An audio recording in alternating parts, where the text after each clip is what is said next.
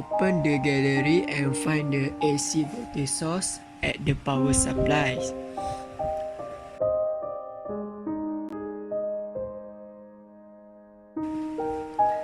Next, find the resistor at the passive component.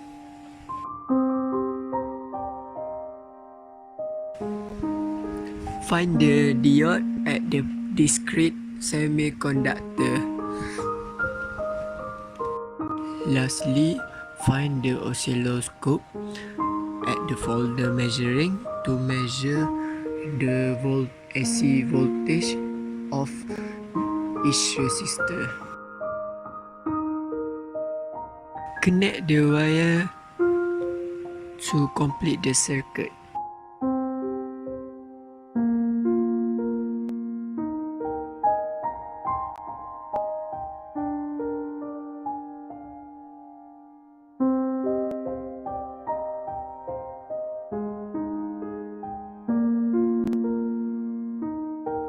Oscilloscope has two channels, that is channel 1 and channel 2. Both the channel is the same.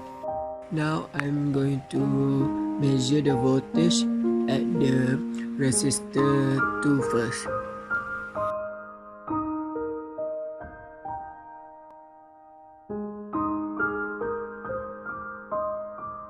To complete connect the point, tap the icon at the top to show the graph of the AC voltage in resistor 2.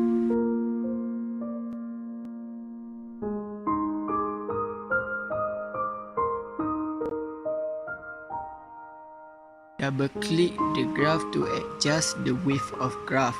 If you can see it properly, you can change the value of the maximum, minimum and time to the suitable value.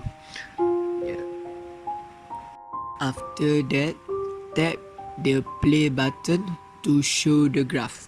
The blue color is show channel 1, that is the AC, while channel 2 is the red one, that is resistor.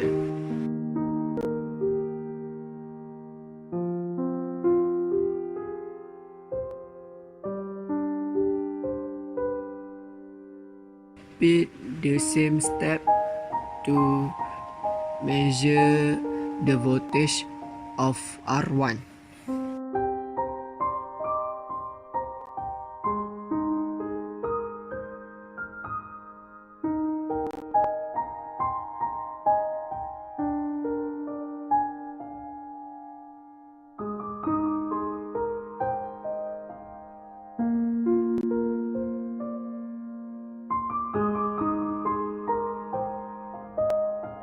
That's all.